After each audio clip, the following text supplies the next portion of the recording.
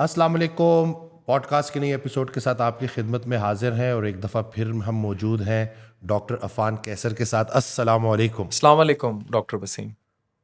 वालेकुम अस्सलाम। कैसे हैं डॉक्टर अफ़ान? ठीक है, फिट है? बिल्कुल ठीक है, आप सुनाएं।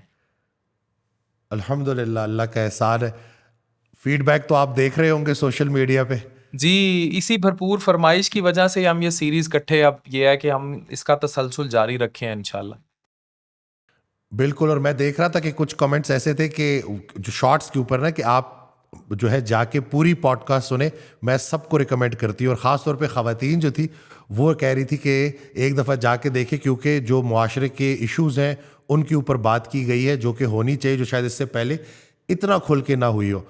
तो आज का भी जो एपिसोड है वो उसी को लेके हम आगे कंटिन्यू करेंगे। तो सबसे पहले तो ज़रा डाइट से स्टार्ट कर लेते हैं, क्योंकि ये जो हमारी पाकिस्तानी अवाम है ये जो पेट्रोल गाड़ी में जो डीजल डाल रही है ना और हर तरह का गंद बला खा रही है, तो आप तो एक्सपर्ट हैं, इसके स्पेशलिस्ट हैं, तो आप बताएं कि ज़रा ये मैदे के साथ क्या क्या मसाइल लोगों को पेश आ रहे हैं और डाइट को चेंज करना कितना ज़रूरी है। अच्छा डॉक्टर वसीम, इसमें ना डाइट में मुझे वक्त के साथ इस बात का बड़ा गहरा इदराक हुआ है कि इसमें इकोनॉमिक्स का बहुत बुरा हाल है। जो इकोनॉमिक्स है, हमारे घर की जो इकोनॉमी है, उसकी डाइवर्जन बहुत ज़्यादा इन्वॉल्व है। अफसोस के साथ ये कहना बिल्कुल। पड़ता है कि हमारे यहाँ जो लोग हैं, इनकी प्रायोरिटी जो है वो ये है कि ये महंगा फ़ोन ले लें, महंगा एसी लगवा लें। अब बिजली के बिलों ने ही कमर तोड़ दी है। वो महंगे कपड़े पहन लें, लेकिन जब खुराक का मामला आता है ना, they are never ready to spend money on good food जो बैलेंस डाइट है। उस टाइम ये कहना शुरू बिल्कुल कर देंगे ठीक है। फल बड़े महंगे हैं, सब्जियां बड़ी महंगी हैं। बिल्कुल। मतलब हजार, गोश्त बड़े महंगा है। बिल्कुल, 1,000 रुपए का सेब लाते हुए ये रेडी वाले से अच्छा खासा लड़ाई कर लेंगे। लेकिन 1,000 रुपए का हार्डीज का, मैकडोनल्ड का, KFC का बर्गर खाते हुए इनको कोई मसला नहीं होता। कहते हैं यार डील फॉर टू, इतनी सस्ती, बीच में कोल्ड ड्रिंक फ्री आ गई। तो वो इनको कभी प्रॉब्लम नहीं करती। तो it's all about their bad priorities. हमने सिर्फ बिल्कुल सही। प्रायोरिटाइज इस तरह कर लिया हुआ है। आप ये देखें, 30,000 का सिगरेट हर घर में मर्द फ्री पी जाएगा। 30,000 का वो सिगरेट पी जाएगा, वो उसके किसी गिनती शुमार में नहीं है, वो उसकी हॉबी है, वो उसको लाइक करता है, वो उसकी आदत है। लेकिन अगर उसको कहें कि यही 30,000 रुपए का आपने मटन का कीमा बनवाना है बगैर चर्बी के और आपने इसको इस्तेमाल करना है अपनी हेल्थ के लिए, तो वो उससे भाग जाएगा। वो कहेगा 30,000 रुपए का बिल्कुल, बकरे वो का उसको गोश्त ले महंगा आओ। लगेगा जी, तो ये प्रायोरिटी का फर्क और है। डेली के 20 सिगरेट फूक जाएगा बिल्कुल, बगैर टेंशन के। ये प्रायोरिटी का फर्क है ना। हम लोग हेल्थ को, आप ये देखें, लोग जाते हैं, इवन आप हॉस्पिटल्स में आप भी देखते हैं, आप इन्हें टेस्ट लिख देंगे ना, 300 400 1,000 रुपए का टेस्ट है, इनको बहुत महंगा लग जाएगा।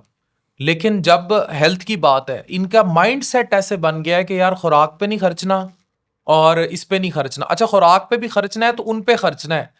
हार्डीज, मैकडोनल्ड, ये फूड कोर्ट भरे हुए हैं, मादियत का दौर है।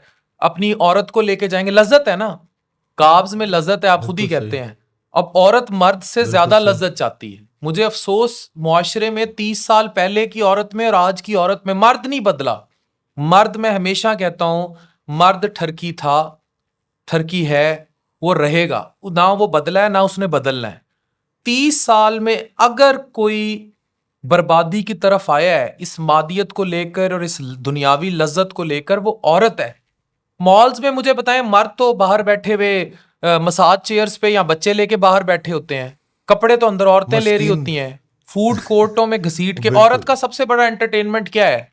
उसे किसी मॉल के फूड कोर्ट में मर्द ले जाए और उसे कोई KFC, हार्डीज या हांडियां, कबाब ये सारे पड़वाए, तो वो खुश है। शी इज ऑल हैप्पी कि 2 सूट ले दिए, जूता नया ले दिया और ऊपर उसने मुझे जो है ये सूफी के बर्गर खिला दिए या वो बड़ी डिश प्लेटर मंगवा के खिला दिया। तो लज्जत के पीछे पागल कौन हुई 30 साल में? औरत हुई। और बिल्कुल। उस बिल्कुल लज्जत ने सही। तबाह कर दिया। और ये लज्जत डॉक्टर वसीम सिर्फ महदूद फूड, कपड़ों, जूतों तक नहीं रही। औरत की लज्जत का गुबार, मर्द मैंने आपको बताया है वो 30 साल में चेंज नहीं हुआ। उसको आसानी जरूर मिल गई, उसकी एक्सेस आसान हो गई। अभी एक सर्वे है कि जी 35 साल से ऊपर जो खवातीन बैठी हैं पाकिस्तान में बगैर शादी के, उनकी तादाद 1 एक करोड़ करोड़ से ज्यादा है। लेकिन दूसरी तरफ हाँ, एक बिल्कुल। रिबटल सर्वे है, वो कहता है कि 35 साल से ऊपर दूसरी शादी के ख्वाहिशमंद मर्द हजरात की जो तादाद है पाकिस्तान में, वो 4 करोड़ है। So so the life has changed this way. Hi hi hi. बिल्कुल बिल्कुल, आपने तो जो है ना, वो कहते हैं ना कि आई आई ओपनर है कि लोगों को बात समझ आए, लेकिन फिर अगर इनको जो सही डायरेक्शन नहीं मिलेगी तो ये किस तरफ जाएंगे? उसी तरफ जाएंगे जिधर वो जा रहे हैं, जिसके ऊपर बार बार बात की जा रही है कि घर बैठे इतनी इजी एक्सेस है, कौन किससे बातें कर रहा है। यानी कि वो गलत रास्ते का इंतखाब करना तो बड़ा आसान है, लेकिन जब बात आती है सही रास्ते की तो वहां पे हर कोई डरता है। डरता क्या है, कोई जाने भी नहीं देता। अच्छा, मेरे अब्बा को ना मधुरी एक्ट्रेस जो है वो बड़ी पसंद थी। उन्होंने कोई फिल्म देखनी होती थी, उस टाइम ना मोबाइल थे ना कुछ और था, एक जंग का अखबार आया करता था घर में ना, तो उन्होंने मूवी देखनी होती थी ना, तो वो वीसीआर और वो जो कैसेट्स होती थी, वो हमारे यहाँ वो एक दुकान होती थी मुल्तान में, फॉक्स वीडियोस के नाम से, उससे वो कैसेट वीकेंड पे लेकर आया करते थे, स्पेशली कोई मधुरी की स्पेशली अगर फिल्म आ गई होती थी, और वो उसको देखते थे, और वो हमारा सबसे बड़ा एंटरटेनमेंट होता था पूरे घर में। या कोई मस्ताना के, बब्बू बराल के, इनके ड्रामे ले आया करते थे जिनमें किसी किस्म की वल्गर जुगत नहीं होती थी। अब एंटरटेनमेंट मर्द का क्या है? स्नैपचैट, इंस्टा, लज्जत और इजी एक्सेस। मतलब वो काम पे है तब भी उसको एक्सेस है, वो कहीं सड़क पे बैठा है तब भी उसको एक्सेस है, इवन वो मस्जिद में बैठा है तब भी उसे शर्म हया नहीं है, वो इंस्टा पे सोनम बाजवा खोल के बैठा हुआ है। एक्सेस हो गई है उसको, वो इतना आसान हो गया है। तो ऐसे में 30 साल में वो पैसे ने, वो कहते हैं गुर्बत जो है, गुर्बत वो मर्द को नंगा करती है, और अमीरी जो है वो औरत को नंगा करती है। और ये जो डिजिटल अमीरी है, ये जो डिजिटल अमारत आई है, इसने तो ऐसा औरत को लज्जत में पागल किया और नंगा कर दिया है कि पूरा मुआशरा नंगा हो गया है। और मर्द मर्द हैवान था, हैवान है, हैवान रहेगा व्हेन इट कम्स टू हवस एंड लस्ट। उसे तो हमारा दीन चैनलाइज करता है, हम दीन से आपको पता है दूर चले गए। मर्द क्या, जो नफ्स का जिन्न है वो तो इतना बड़ा है, उसे तो कुरान, नमाज, दीन चैनलाइज करता था ना। वो तो इतना देखें बड़ा हैवान और जानवर बन गया, वो चैनलाइज्ड है नहीं। हसास परिंदे की तरह थी औरत, हसास परिंदे की तरह। आप देखें परिंदे सा दिल देखकर हसास परों पर बैठी औरत को इस डिजिटल दौर ने कैसी दरिंदगी के हवाले कर दी। परिंदा अब दरिंदे के हाथ में है। खुद से पहले दरिंदे का हाथ नहीं पड़ता था वो दरिंदा। अगर वो अपने नफ्स के जिन को काबू ना रखता, तो अब वो क्योंकि उबाल उसका इतना ज्यादा है, हाउ कम कि एक 18-20 साल का मर्द है, वो स्कूल कॉलेज में है, उसके सामने लड़कियां हैं, they are wearing everything open, और उसको एक्सेस है वीपीएन पे पॉर्न की भी, और उसको हर तरह से एक्सेस मौजूद है, और वो चैनलाइज नहीं हुआ, उसका रिलीजन चैनलाइज नहीं, उसकी मोरालिटी चैनलाइज नहीं, मतलब उसको डायरेक्शन नहीं मिली हुई, उसको सेक्स एजुकेशन नहीं, वो सेक्सुअली एथिकल नहीं है, ठीक है, मॉरली एथिकल नहीं है, और उसको आपस में दोस्त उसके छेड़ रहे हैं, यार अपनी बच्ची की तस्वीर दिखा, मेरी बच्ची ये है, मैं रात नाइट कॉल पे बच्ची से लगा हुआ था, तू किधर है?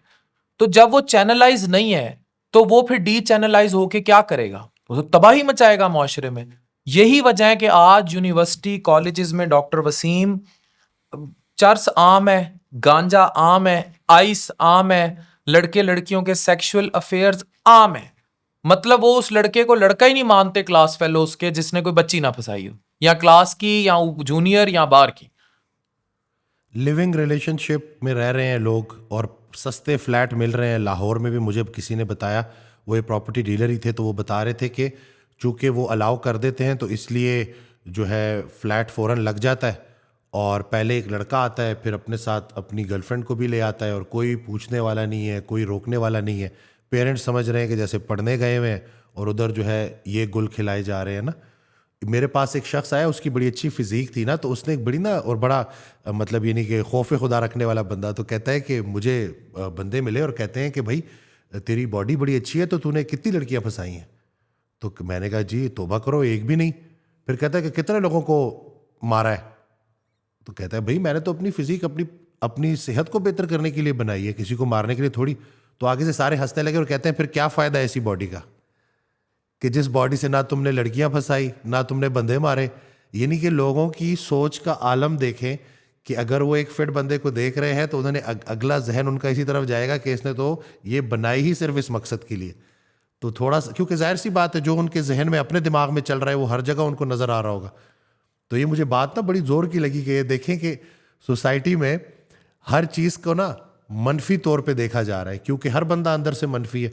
लज्जत का ये आलम है कि अगर वो शॉपिंग मॉल में यही सब कुछ देख रहा है कि खिला रहा है, पिला रहा है, शॉपिंग करवा रहा है, तो उसको यही है कि चलो हफ्ते के लिए बेगम चुप हो गई, लेकिन अब मुझे इजाज़त है कि मैं जाके जो मर्ज़ी करूं, क्योंकि वो लज्जत ही है ना, पैसे की तलाश, इसी तरह से पैसे का गलत इस्तेमाल, बीवी को शॉपिंग करके जो है खामोश करा देना, और बाकी अपना मनोरंजन चल रहा है ना। तो ये तो बिल्कुल आप सही कह रहे हैं कि ऐसा ही है। डॉक्टर वसीम, 12 से 18 घंटे जब आप रोज़ा रखते हैं और बड़ा ज़बरदस्त किस्म का सामने बफ़े हो जिसमें दुनिया जहान के हर खाने हो, आप एज अ डॉक्टर ये बात जानते हैं कि पेट भरने में या उकताने में कितना टाइम लगता है। उसके बाद 10 नहीं तो 15 मिनट, उस बिल्कुल उसके बिल्कुल। बाद शायद दिल भी नहीं करता कि आप उस खाने की तरफ देखें भी।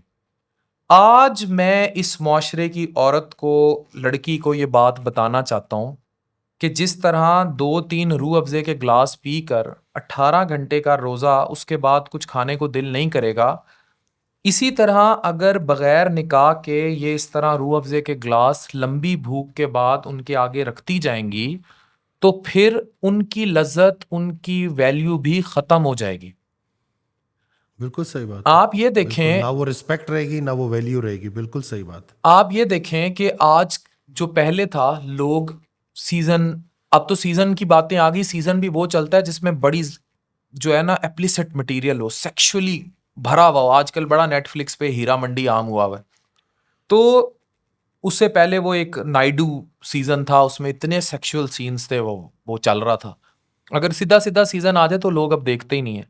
लेकिन अब दौर कन्फाइन होता होता, जैसे T20 क्रिकेट आया ना, उसी तरह शॉर्ट होता होता अब रील्स आ गई, फिर इंस्टा आ गया। आजकल मैं तो डरता हूं इस मशीनी दौर से कि जिस तरह हमारे बच्चे बड़े हो रहे हैं, या आज का जो मर्द है जो कि सेक्सुअली भी और इमोशनली भी चैनलाइज नहीं है, जो रील्स पे ट्रेंड हो रहा है कि 30 सेकंड में एक वीडियो, फिर अगली, फिर अगली, फिर अगली। इसी तरह इंस्टा पे एक लड़की देख ली, फिर अगली, फिर अगली, उसके बाद और एक से एक बढ़ के, कोई मालदीव्स के बीचेस पे, कोई कहीं को कहीं, एक से एक अगली लड़की। मुझे बताएं, ऐसा मर्द, ऐसा परवरिश पाया मर्द एक औरत से कतई मुतमईन नहीं हो सकता। 4 शादियां इकट्ठी भी कर ले वो मुतमईन नहीं हो सकता। उसे तो हर रात नई वो औरत 10 भी चाहिए। कर ले तो 10 भी कर ले तो फर्क नहीं पड़ेगा उसको। जी, वो ऐसी है जी, जो बार बार यही सब कुछ देख रहा है, एक से एक गंदगी देख रहा है, जाहिर सी बात है उसकी तो फिर कोई एंड नहीं होगी। उसको शायद वो अपनी बीवी को तो देखेगा भी नहीं। यही और वजह यही तो है। है ना कि वो निगाहों की हिफाजत, कि आप जब आप इस तरह से अपनी निगाहों को अनकंट्रोल छोड़ोगे तो उसका एक्सट्रीम नतीजा यही निकलेगा जो अभी नज़र आ रहा है। आपके पास कितने लोग आते होंगे जो कि ये इरेक्टाइल डिसफंक्शन, जो हमने लास्ट भी बात की थी, जो है नामर्द किस्म की जो लोग समझ रहे होते हैं, हालांकि उनको ये समझाना कि भाई ये फिजिकल इसका इतना इशू नहीं है जितना साइकोलॉजिकल है, और वो उसी वजह से है कि जो देख देख के तुम्हारी हालत हो गई है कि अब तुम्हें अपनी हक हलाल की बीवी अट्रैक्शन देती ही नहीं है।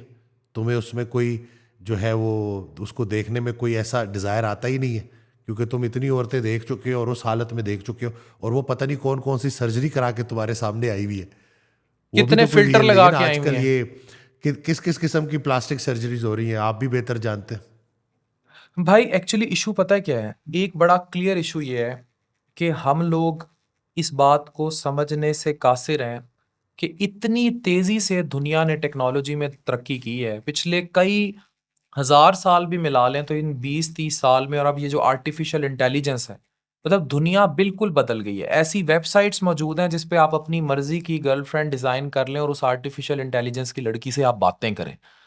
तो जब ये सब हो जाएगा तो इट्स इम्पॉसिबल कि अब जो आने वाले मर्द हैं या जो मौजूदा मर्द हैं उनका अपनी बीवियों में इंटरेस्ट रहेगा। तब रहेगा अगर वो वाकई ईमान के रास्ते पे, अगर वो समझते हैं सुन्नत को। अगर वो उसकी पैरवी करते हैं, अगर वो दीन से दूर होके मटेरियलिज्म में घुस गए हैं ना, फिर उन्हें हर रात नई औरत चाहिए रील की तरह। और वो कभी भी, एंड ट्रस्ट मी, ये जिन औरतों को देखते हैं, इंस्टा पे देखते हैं चीजें, कभी ये उनके साथ एक रात भी गुजार लेना, ये एक घंटा भी दोबारा उनके साथ गुजारना पसंद नहीं करेंगे। The way they are sexually exploited, वो इतने मतलब उनके जिस्म उस तरह के होते हैं। लेकिन उनको इंस्टा और उस पे उनकी प्रोजेक्शन इस किस्म की है कि ये लोग क्रेजी हो चुके हैं। और वही आप वाली बात के, मैं फिर कहता हूँ मर्दाना कमजोरी की कोई एग्जिस्टेंस ही नहीं है अनलेस अनटिल डायबिटीज क्रॉनिक को इस तरह ना हो। It's all mind game. अब वो कितनी औरतों के, खवातीन के मैसेज आपको भी आते होंगे, मेरी टीम बताती है, हमारे डीएम्स में भी आते हैं, कई कई साल उनके शौहर उनके करीब ही नहीं गए, वो बाहर औरतों में मुंह मारने में इतने। अभी ये वो एक डिलीवरी बॉय वाला वाकया था, उसकी 3 बच्चों की, 2 बच्चों की जो भी वो माँ थी, वो क्यों उस डिलीवरी बॉय के हुस्न पे डुल पड़ी और वो उसका मियाँ उसे मारता था। और फिर ये औरतें उनका वेंट जोन होती हैं, ये जो खवातीन है ये उन मर्दों का वेंट जोन होती हैं। ये अपनी ब्रूटैलिटी, मर्दानगी जिसको ये मर्दानगी कहते हैं लेकिन वो मर्दानगी नहीं होती, वो उन पे निकालते हैं, उन्हें मारते हैं, कुटते हैं, चीखते हैं, जो जुल्म उन पे कर सकते हैं। और जो इनकी जिनसियत है, सेक्सुअलिटी है, जो अज़दवाजी ताल्लुक की लज्जत है, वो इन्होंने महदूद कर दी है बाहर की औरत पे। और बाहर की औरत 200 में भी अवेलेबल है, 500 में भी अवेलेबल है, 1000 में भी अवेलेबल है। इस्लामाबाद के फ्लैटों में 20,000 पर नाइट पे भी अवेलेबल है, 4,000 रुपए एक बार करने के लिए भी अवेलेबल है। तो आप खुद सोचें, ऐसे में ये छूटा हुआ जानवर कैसे काबू होगा। फिर हमारे हर दफ्तर में हरासमेंट है, कहीं चले जाएं, और औरत ने इसको इजी वे आउट बना लिया है। इवन जितनी भी खवातीन आजकल जॉब्स के लिए निकलती हैं, मैं कहता हूं आप 100 खवातीन को खड़ा करें और उनसे पूछें जब आप जॉब के इंटरव्यू के लिए गई और सामने कोई मर्द बैठा था, तो उनमें से 90% ये कहेंगी कि हमसे जो डिमांड की गई उसमें कहीं ना कहीं जिनसी हरासगी या जिनसी डिमांड का आंसर मौजूद था, सेक्सुअल कंप्रोमाइज मौजूद था। हमारे मुआशरे में हर सेक्टर में अब सेक्सुअल कंप्रोमाइज पर काम चल रहे हैं और इन पे कोई बात करने को तैयार नहीं है। बात करें तो फतवे लग जाते हैं कि आपने जी इस्लामी जमहूरिया पाकिस्तान में ऐसी बात कैसे कर दी।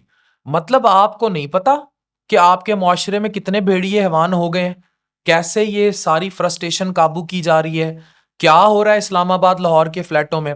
एक वक्त था कमरा नहीं देते थे लाहौर के होटल, अगर निकाह नामा ना दें या पता ना लग जाए कि औरत बीवी है, बच्चे साथ ना हो, चीजें। अब आप booking.com पे जाएं, उस पे लिखा होता है बकायदा कि ये पूछेंगे पार्टनर का कि नहीं पूछेंगे, उसकी अवेलेबिलिटी, उसका सिर्फ आईडी कार्ड रखते हैं ये, और आईडी कार्ड का भी तरद्दुद है। लाहौर में होटल्स बने हुए हैं, उनकी लिफ्टें जाती हैं बेसमेंट में, मर्द अपने नाम पे कमरा लेता है, उसमें जाके ठहरता है, और उसके बाद उस लिफ्ट के जरिए नीचे बेसमेंट की दर्जनों होटल ऐसे हैं, कोई भी औरत किसी भी टाइम आए जाए, कोई गर्ज नहीं है। बहुत ज्यादा कीड़ा या तकलीफ किसी होटल को हो या उस पर चेकिंग बढ़ जाए तो वो सिर्फ ये कहता है जो 7 खातून ठहरी हुई उनका आईडी कार्ड जमा करा दें। आज मैं आपको एक और जुगात बताने जा रहा हूं मर्दों का, क्योंकि मुझे ये बातें पता है, हम पब्लिक डीलिंग में, आपको भी ये बातें पता है। मुझे एक साहब मिले, उन्होंने क्या काम किया हुआ था कि उन्होंने अपनी बीवी का जो आईडी कार्ड था उसकी कॉपी बनाई हुई थी। अब ये मैं एक ट्रिक भी रिलीज कर रहा हूं और मैं उसकी एक हरकत भी बता रहा हूं। उसने अपनी बीवी की आईडी कार्ड की कॉपी जो है वो अपने पर्स में रखी हुई थी। तो उसने जिस खातून के साथ भी ठहरना होता था किसी भी होटल में, वो तो खवातीन बदलता रहता था, तो वो उस आईडी खातून को नकाब कराता था और उसकी जो आईडी कार्ड की अपनी बीवी की कॉपी होती थी वो सबमिट करवाता था। अब वो किसी भी दुनिया के कंप्यूटर पे चेक कर लें, वो है तो उसकी बीवी, और होटल वालों ने कभी भी उसके नकाब उतार के नहीं चेक करने के जो औरत साथ है वो है कौन। तो वो आराम से, ये जो इन्होंने ये भी ट्रिक रखा हुआ है ना कि आईडी कार्ड तो दोनों के एक हैं, अब वो नकाब के साथ घुसी है, नकाब के साथ बाहर आई है। अब देखिए मैंने कितना बड़ा इनको ट्रिक दे दिया है कि वो आराम से उस आईडी कार्ड के जरिए जो है किसी भी खातून को लेके किसी भी होटल के कमरे में घुस जाता था। अब दुनिया का कोई भी चेक आके चेक कर ले, भाई वो तो अपनी बीवी के साथ ठहरा हुआ है, बीवी उसकी नकाब करती है, हुन नकाब उतरवाओ, उतरवा के दिखाओ। अब हम ये बातें कर रहे हैं कि मर्दों को हिदायत हो, कहीं ऐसा ना हो कि मर्द ये बोले कि चले हमारा तो आपने बड़ा मसला हल कर दिया। मैं यही कह रहा हूँ, ये भी तो आपके इस हालात है ना पॉडकास्ट इनके। के बाद जो है ना इनको इतना बड़ा ट्रिक मिल गया है ना। अब मैं बता रहा हूँ, मेरा वो दोस्त था, मैंने उसको ये हरकत करते देखा। उसने एक दिन मेरे सामने पर्स से निकाला बेगम का आईडी कार्ड और उसने मुझे कहा, मैंने कहा ये तूने बेगम का आईडी कार्ड क्यों रखा हुआ है? कहता है easy access easy entry no problem. कर लो तुसी चेक। हाय हाय, ये जो जुगाड़ है ना, जुगाड़ू कौम है हमारी, अल्लाह माफी। कैसा लीथल ये जुगाड़ नहीं कि बताया मैंने। छोड़ेंगे नहीं, गलत काम नहीं छोड़ेंगे, लेकिन गलत काम को करने का आसान तरीका जरूर निकाल लेंगे। आप देखें ना, उस पे इतनी चेक कर ही मेहनत नहीं ही अगर सकते। किसी खैर के काम में कर ले तो कितनी कोई भलाई हो जाए, उनकी भी और मुआशरे की भी। आप खुद सोचें ना, मुझे बताएं, अगर वो उस खातून को होटल वाला कह दे कि नकाब उतरवा के चेक करवाओ, कितना हंगामा है फिर। मतलब उसने रिलीजन का कवर भी ले लिया, उसने मुआशरे का कवर भी ले लिया, और उसने उन चीजों को भी बाईपास कर दिया। अब सिस्टम में आके जो मर्जी चेक करे, वो तो बेगम के साथ ठहरा हुआ है, अंदर कोई और है। इम्तिहान किसी और का है, पर्चा कोई और दे रहा है। हाय हाय हाय, क्या कहे जी, जितनी बात करें उतना ही अफसोस होता है कि ये किस तरफ जा रहे हैं। वो देख रहे ना कि कितनी मेहनत कर रहा है और कितना ना, कहाँ से इसने ये आइडिया सोचा होगा सिर्फ अपनी उस लज्जत को पूरा करने के लिए। लेकिन है ना लेकिन जुगादरी वो कहते हैं कौम, ना, आप हर ये शेर देखें। नहीं, लेकिन हर शेर का सवा शेर है। जिस दिन पकड़ा गया तो लग पता जाएगा। बेगम ही पकड़ सकती है ना उसकी आके, होटल तो नहीं पकड़ सकता। वो और वही पकड़ेगी। हाँ, बेगम ही पकड़ सकती है। क्योंकि क्योंकि निशान रह जाता है ना, क्राइम का जो निशान है ना वो रह जाता है, सबूत छोड़ जाता है बंदा। ऐसे तो ही है। बस क्या करे जी, ये हालात बहुत बुरे हैं। और मेरे पास भी जो ख़वातीन, जैसे आपने कहा ना कि जब वो जॉब के लिए जाती हैं, कहीं इंटरव्यू के लिए जाती हैं, तो काफ़ी सारी ख़वातीन आके वो यही बात करती हैं कि बिल्कुल ऐसी है कि जी हम उधर गए तो हमें ये भी नहीं कि कोई छुपे अल्फाज में ओपनली बात कर ओपन रहे हैं करते हैं। कि जी आप हमें बेनिफिट दोगी तो आपके साथ भी हम अच्छा चलेंगे। तो ये क्या सरकारी इदारे, क्या प्राइवेट, आवे का वही बिगड़ा हुआ है। मेरे पास एक खातून आई, बल्कि मैं अभी आपकी वो पॉडकास्ट सुन रहा था, तो उसमें ना कि एक मियाँ बीवी का आपस में इमोशनली एक दूसरे के साथ जो है कनेक्ट होना कितना ज़रूरी है ना। अगर हम सेक्स की भी बात करते हैं, इस इंटरकोर्स की भी बात करते हैं, और पाकिस्तानी मर्द जो बाहर मुंह मार रहा है, अगर वो अपनी बीवी के साथ इंटरकोर्स कर भी रहा है तो उसमें कोई इमोशनल वो चीज़ नहीं है।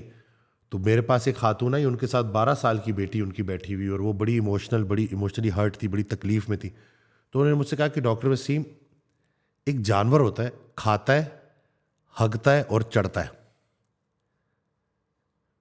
तो जानवर और इंसान में कोई फ़र्क तो होना चाहिए। मैं तो अपने शोहर को जब से मैं जानती हूँ मैं उसको यही करते देख रही हूँ।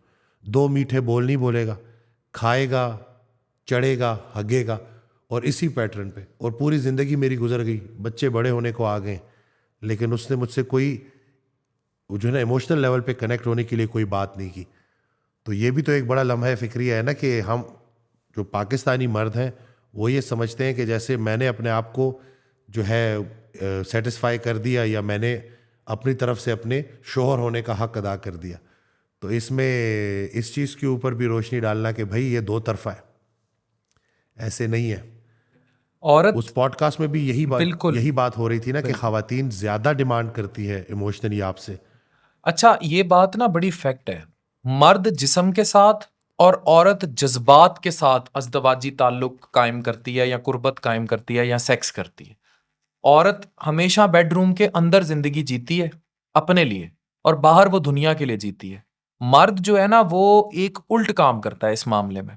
और ये आपका बड़ी फैक्चुअल बात है। आप ये देखें, औरत जो है ना, जब तक वो इमोशनली कनेक्ट ना हो ना मर्द के साथ, तो उसको कभी भी जिनसी लज्जत उस लेवल की हासिल नहीं होती। उसकी ऑर्गेज़म का अटायर डिफरेंट है, जो एंड पॉइंट है लज्जत का। मर्द ने वाकई ही आप वाली बात कि उसने खाना है, हगना है और चढ़ना है, उसकी जो अटायर है वो बड़ी डिफरेंट है। इसीलिए औरत कभी भी प्रोस्टिट्यूट मर्द से सेटिस्फाई नहीं होगी। इसीलिए प्रोस्टिट्यूटिज्म, एस्कॉर्टिज्म या जिस्म फरोशी जो आम हुई, वो मर्द के लिए हुई। मर्द पे करता है सेक्स के लिए, औरत पे नहीं करती। औरत मर्द को इज्जत देती है इमोशनली कनेक्ट होने के लिए, इसीलिए वो कन्फाइन रहती है अपने रिलेशंस पे। यही वजह है कि एक्स्ट्रा मैरिटली मर्द ज्यादा इन्वॉल्व है। लेकिन डॉक्टर वसीम, अब इस मादियत के मुआशरे में एक कॉन्सेप्ट बड़ा कॉमन है, जिस पे मैं पहले भी बात कर चुका हूं, वो है हमें इस पर बात करनी चाहिए क्योंकि हम दोनों डॉक्टर्स हैं और हम ये सब फेस कर रहे हैं। वो कॉन्सेप्ट ये है कि हमारे यहाँ क्योंकि अब ये जो सारी लोगों की रिक्वायरमेंट है, मोबाइल, गैजेट्स, कपड़े, खाड़ी, ये सब कुछ, तो हमारे यहाँ एक कॉन्सेप्ट बड़ा कॉमन होता जा रहा है वक्त के साथ। इसको ये जो मर्जी रंग दें, वेस्ट मुआशरा इसको शुगर डैडी या शुगर मॉमी के नाम से जानता है।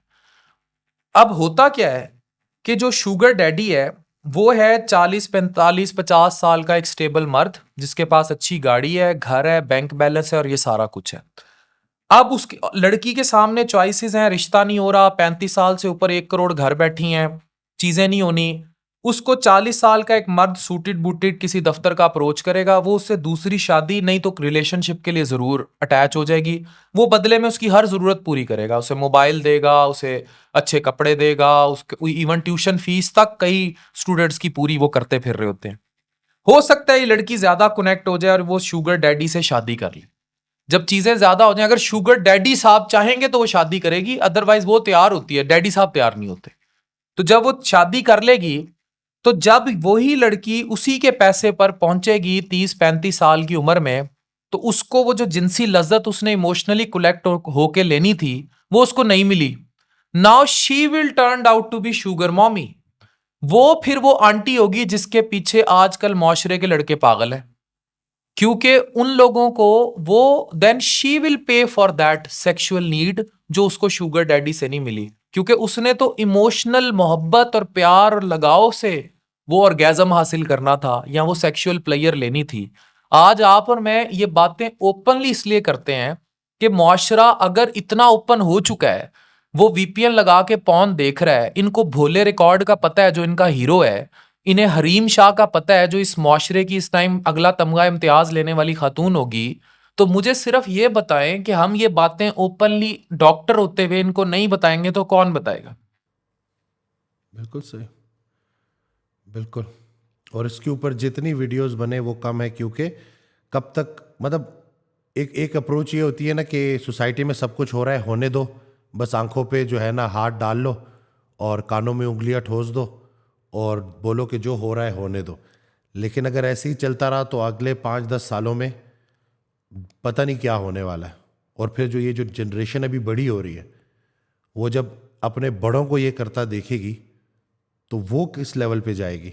वेस्ट को तो आपने देख लिया, जो शुगर डैडी का आपने जो सारा ये बताया, ओनली फैन, ये जो इसके ऊपर ख़वातीन पैसे कमा रही हैं अपनी बरहना नंगी तस्वीरें वो करके, और जिस तरह से शादी होते हुए भी बाहर के लोगों से, मर्दों से बात करके उनको अपनी तस्वीरें भेजना और ये सारी चीज़ें करना। चलो पैसे नहीं, और मर्दों ने अपनी औरतों को बिठाया हुआ है क्योंकि उस घर में गुर्बत है, मर्द तो 10,000 नहीं कमा रहा, वो औरत रात लाइव सेशन करती है। अभी मैं कहता हूं उस वक्त की क्यामत से डरें जिस दिन टिकटॉक ने लाइव शुरू कर दिया पाकिस्तान में। तो ये बीगो लाइव और ये चीजें जो सितारे मारे जा रहे होते हैं, मर्दों को पता है।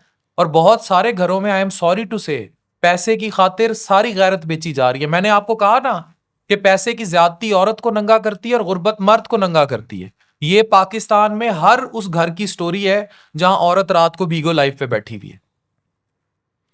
बिल्कुल ऐसी। अभी कुछ अर्सा पहले मैं, चूँकि इसी टॉपिक के ऊपर बात हो रही है, तो एक जो है खातून आई तो उन्होंने कहा कि घर के हालात ठीक नहीं थे, पेरेंट्स आपस में लड़ते थे।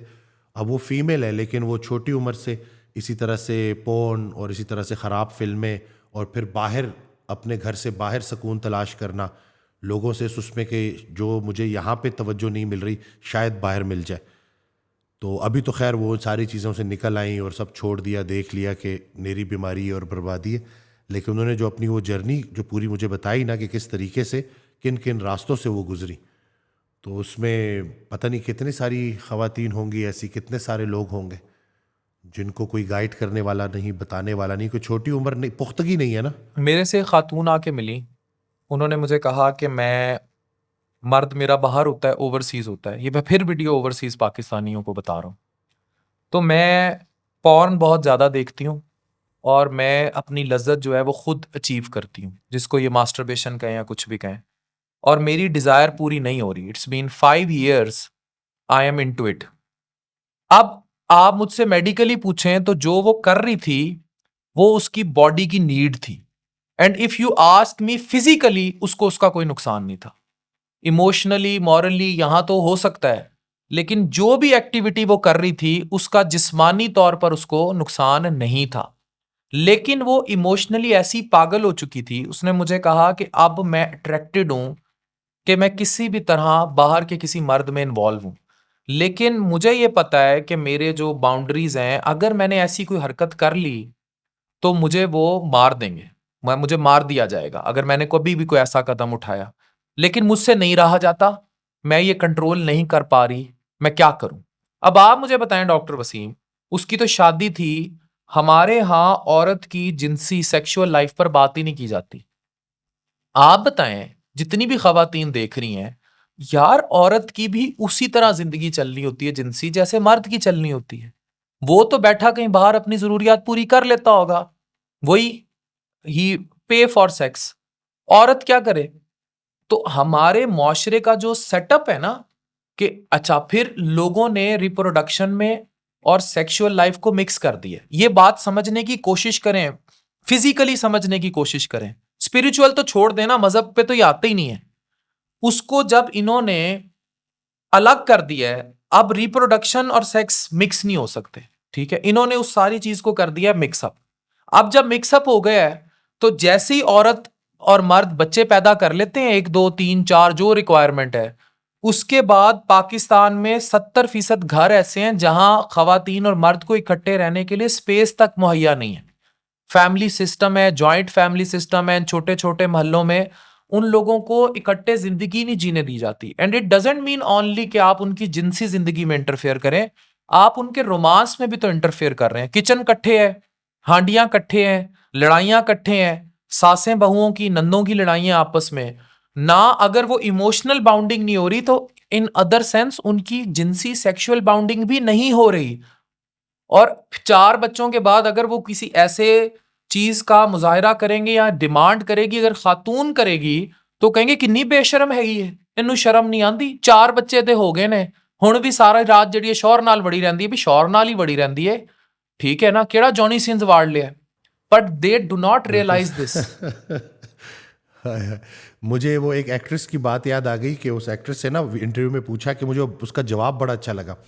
उस एक्ट्रेस से पूछा कि कोई एक बात जो आप मर्दों को समझाना चाहती है जो मर्द नहीं समझते, तो उसने जवाब दिया कि मर्दों को मैं ये कहना चाहती हूँ कि जो चीज़ आपको बड़ी ज़रूरी चाहिए ना, उतनी ज़रूरी हमें भी चाहिए। बिल्कुल। और ये बात समझाना पड़ेगा। वो एक वो था, उसमें बड़ी उन्होंने बात की कि no sex is better than bad sex.